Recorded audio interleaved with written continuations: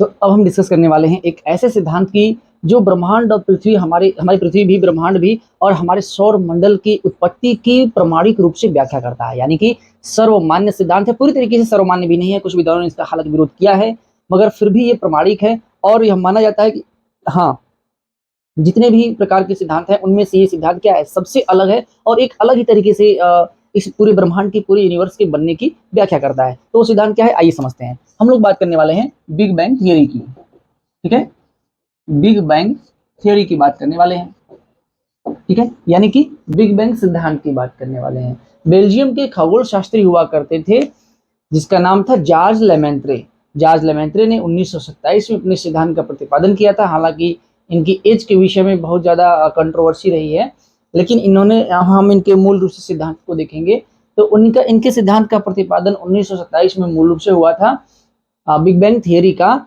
इनका सिद्धांत ये कहता है कि देखिए, जितना भी ब्रह्मांड है, यह ब्रह्मांड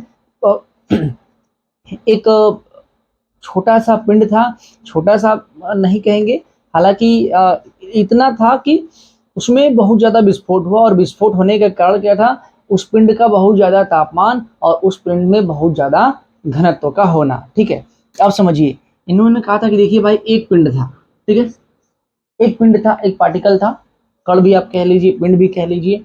ठीक है, इसका तापमान, ठीक है, इसका तापमान बहुत ज्यादा था, इसका घनत्व बहुत ज्यादा था, इसका तापमान भी ज्यादा था, घनत्व बहुत ज्यादा, ये डेंस था, इसका टेम्परेचर बहुत ज्यादा था और यह एक ही केंद्र पर था। ठीक है, तो ज्यादा घनत्व, डेंसिटी ज्यादा होने के कारण और टेम्परेचर ज्यादा होने के कारण इस पिंड में क्या हो गया, विस्फोट हो गया। इस पिंड में क्या हुआ, विस्फोट हो गया। ठीक है, इस पिंड में जैसे सुपरनोवा का एक्सप्लोजन होता है, उसी तरीके से इस पिंड में क्या हुआ, विस्फोट हुआ और इस पिंड के विस्फोट होने के कारण बहुत सारे पदार्थ ब्रह्मांड में बिखर गए। यानी कि इसमें विस्फोट हुआ और बहुत से पदार्थ ब्रह्मांड में जो ठंडे और गर्म दोनों थे वो बिखर गए। ब्रह्मांड में बहुत से काले पदार्थ भी बिखरे, ब्रह्मांड में बहुत से काले पदार्थ भी बिखर गए और कालांतर में फिर ये काले पदार्थ क्या हुए, इन पदार्थों का समूहन हुआ, काले पदार्थों का समूहन हुआ, यानी कि एकत्रीकरण हुआ, एग्लोमेरेशन हुआ। ठीक है, इन्होंने शब्द दिया है समूहन, काले पदार्थों का समूहन हुआ और समूहन होने के पश्चात जो ये काले पदार्थ थे ये बड़े बड़े पिंडों में बदल गए और यह लगातार, इनकी जो आकृति थी पिंडों की, यह लगातार बड़ी होती चली गई।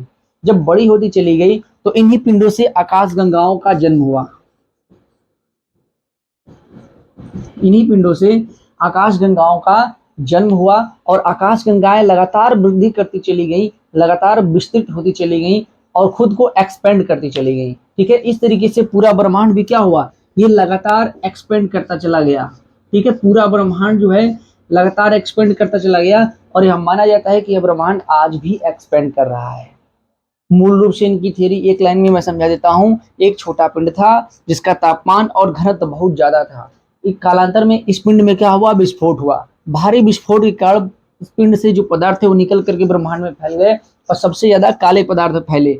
इन काले पदार्थों का समूहन हुआ जिसमें गर्म प्लस ठंडे, गर्म प्लस ठंडे दोनों पदार्थ थे। ठीक है, दोनों प्रकार के पदार्थ थे और इन्हीं पदार्थों ने मिल करके कुछ पिंडों का निर्माण किया और यह पिंडों में लगातार वृद्धि होती चली गई और इन्हीं वृद्धि के कारण आकाश गंगाओं का जन्म हुआ। आकाश गंगाएं भी लगातार वृद्धि करती गई और अनेक तारों प्रकार, असंख्य असंख्य कह लें, अरबों खरबों करोड़ों, ठीक है, असंख्य तारों का आकाश गंगाओं में क्या हुआ, तारों का जन्म हुआ।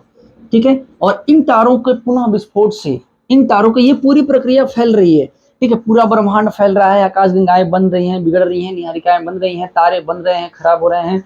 ठीक है, तारों में विस्फोट हो रहे हैं और उन्हीं तारों के विस्फोट से उनके ग्रहों का निर्माण हो रहा है। इसमें कि अगर हमारा कहीं पर यहाँ अगर सूर्य है तो सूर्य में भी अगर विस्फोट हुआ इस प्रकार का तो सूर्य के बाकी सभी ग्रहों का निर्माण हुआ, जो 8 ग्रह हैं। ठीक है, तो यह जो बिग बैंग थियरी है यह 1927 में जॉर्ज लेमेत्रे के द्वारा प्रस्तुत की गई। यह बेल्जियम के खगोल शास्त्री थे। यह बेल्जियम के क्या थे, खगोल शास्त्री थे। बहुत दिमाग लगाया था इन्होंने और जाकर के थियरी दी थी। यह सिद्धांत हम आधुनिक सिद्धांतों में पढ़ते हैं। ठीक है, इससे पहले मैं कई प्रकार के सिद्धांतों को बता चुका हूं जो पृथ्वी और ब्रह्मांड की उत्पत्ति को बताते हैं, जिनमें कि अद्वैतवादी और द्वैतवादी हैं। ये क्या है कि आधुनिक सिद्धांतों की श्रेणी में आता है। क्लियर है? आगे बात करते हैं इस सिद्धांत में क्या था कि आगे चल करके 1950 से 60 के दशक में और 60 से 70 के दशक में इस सिद्धांत की विशद रूप से व्याख्या की गई। ठीक है, मूल रूप से व्याख्या करने वाले थे रॉबर्ट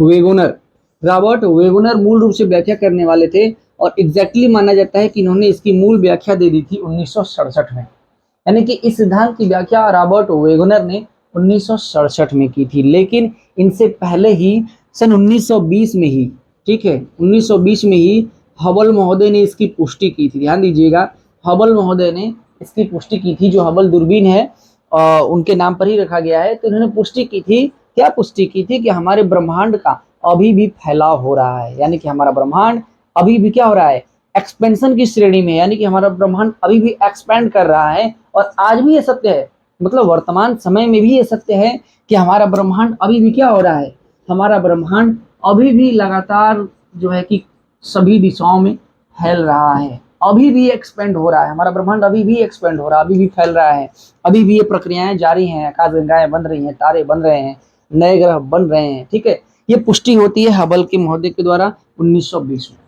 ठीक है, यहाँ तक कि स्टीफन हॉकिंस, ठीक है, स्टीफन हॉकिंस ने भी बताया है कि देखिए ब्रह्मांड आज जो हमें इतने ज्यादा आकाशगंगाएं, उल्काएं, सौरमंडल, पृथ्वी, ग्रह, सबको इतना जो बड़ा हमारा आज ब्रह्मांड दिखाई दे रहा है, यह ब्रह्मांड कालांतर में एक मटर के दाने के समान था। स्टीफन हॉकिंस की पुस्तक का नाम मैं लिखवा देता हूँ, नोट कर लीजिएगा, a brief history of time, brief history of time, ये पुस्तक है स्टीफन हॉकिंस की।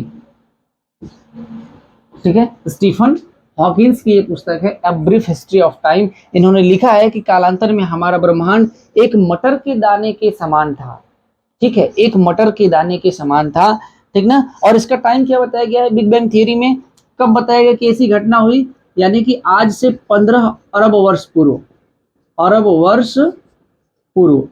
यानी कि 15 बिलियन वर्ष पूर्व, 15 बिलियन वर्ष पूर्व यह कहा गया कि हमारा जो ब्रह्मांड था वह एक मटर के दाने के समान था। उसमें विस्फोट हुआ और विभिन्न प्रकार के पदार्थों का निर्माण हुआ, जो कि मैं आपको यहाँ पर समझा चुका हूँ।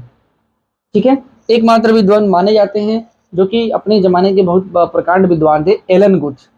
ध्यान दीजिएगा, ठीक है, एलन गुथ प्रकांड विद्वान समझे जाते हैं। 1980 में इन्होंने अपना स्फीति सिद्धांत दिया। ठीक है, स्फीति सिद्धांत दिया। ठीक है, ये सिर्फ एक चीज पर सहमत नहीं थे।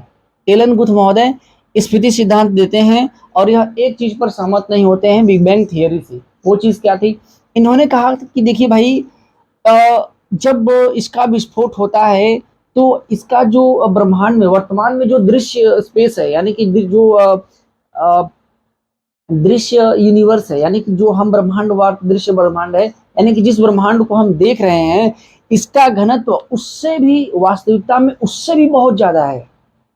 ठीक है, इन्होंने कहा कि जो हम आज जो हम यूनिवर्स देख रहे हैं उसका घनत्व वास्तविकता में उससे भी ज्यादा है। ठीक है, तो बात यह है कि फिर ये कैसे संभव हुआ होगा कि जो दिख रहा है घनत्व उससे भी ज्यादा रहा हो। तो इन्होंने कहा, देखिए इन दोनों सिद्धांत में, बिग बैंग थियरी में और स्फीति सिद्धांत में, ठीक है, सिर्फ एक मात्र डिफरेंस है, और वो डिफरेंस किसका है, समय का डिफरेंस इसमें बताया गया है। ठीक है, समय का डिफरेंस ये कहता है, जैसे कि जो अंतर है स्फीति सिद्धांत में और बिग बैंग थियरी में, वो मात्र समय को लेकर के है। जैसे कि बिग बैंग थियरी में जो इसका विस्फोट होने के बाद जो ब्रह्मांड का विस्तार बताया गया है, वो पहले तो तेजी से हुआ, बाद में फिर धीरे धीरे बताया गया है। ठीक है, लेकिन स्फीति सिद्धांत में एलन गुथ कहते हैं कि देखिए जब विस्फोट हुआ इसमें, इस पदार्थ में जब विस्फोट हुआ तो मात्र 1 सेकेंड के अंदर ही ब्रह्मांड का कई गुना विस्तार हो गया। मतलब मैक्सिमम जो ब्रह्मांड है वो 1 सेकेंड के अंदर ही बन गया, वो इतने मतलब इतना जबरदस्त विस्फोट हुआ था। ठीक है, तो समय को लेकर के ये बात कही गई है। ठीक है, जो भी पदार्थ देखे जाते हैं अंतरिक्ष में जो कि